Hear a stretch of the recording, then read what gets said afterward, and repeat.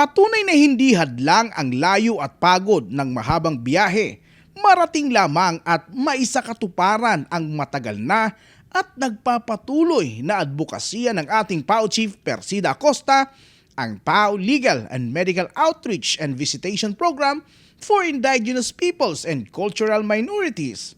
Noong Marso 18 taong kasalukuyan ay tinungo ni Chief Acosta kasama ang buong team ang mga kababayan nating kabilang sa tribong Kankanae at Ibaloy sa Cuba, Kapangan, Benguet.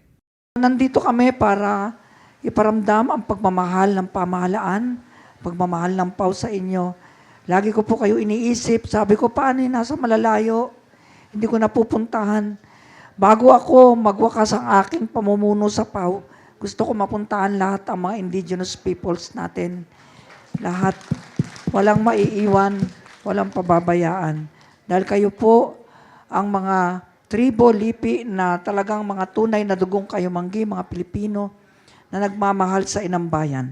Labis naman ang tuwa at kasiyahan ng mga kababayan natin dahil ito ang unang beses o pagkakataon sa tanang buhay nila na sila ay madalaw at makabanding ng isang pinuno na mula pa sa national agency. Siyempre, masayang-masaya yung mga taga-Cuba, Kapangan, Benguet dahil nga unang beses na isang pinuno ng national agency ng ating bansa, dinalaw sila. So, ipinakikita nito na mahal ng pamahalaan kahit na yung mga nasa malalayong lugar. Malaki pong pasasalamat namin na nakapunta si Chief dito, lalo na yung medical mission natin. Nahihirapan yung mga kababayan natin na pumunta doon sa mga pagamutan. Kaya maigi na nakapunta dito sa mismong barangay. At least naihatid natin yung assistance lalo-lalong na sa pagbibigay ng mga gamot natin sa mga senior citizen, sa mga bata at saka sa ibang may nararamdaman na sakit. Ngayon lang po, paminsan-minsan lang. Ngayon lang ang kayong bumisita ng national. First time. Kaya napaka-swerte ng Cuba. Mayroon din konting problema sa lupa kasi mayroong hindi nagawa yung papeles, kaya yung transfer mahirap kasi namatay na yung may-ari. Kaming senior citizen, talagang kinakailangan inaalagaan namin yung katawan namin. Kaya parang umaba pa sana ang buhay namin. Ako, 77 years old na ako ngayon, 1949. Maraming salamat at kasi kami pang napakaswerte na pinuntahan nila in 15 barangays. Dito pa kayo pumunta, sina Ma'am Acosta. At saka yung mga gamot na binigay, yung mga gamit ng mga bata, talagang nakapaswerte namin. Gusto namin kung pwede sana babalik ulit siya, babalik kayo.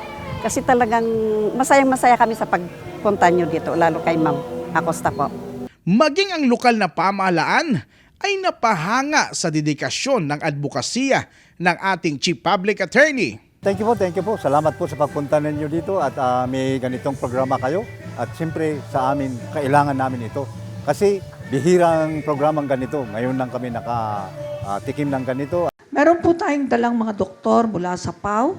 Sa MCU naman ang galing ang ating kasama si Chief of Clinic, Doc Janice, nandiyan po. Mga hospital-based doctor po sila at si Doc Gabriel Mercado. At tayo po ay may makasamang pharmacy assistants. Meron po tayong mga gamot. Titignan nila po kayo, kaya pagkatingin, bibigyan po kayong gamot. At may mga abogado po tayo dito mula sa Kapangan, mula sa Cordillera, sa pangunguna ni Derek Henry.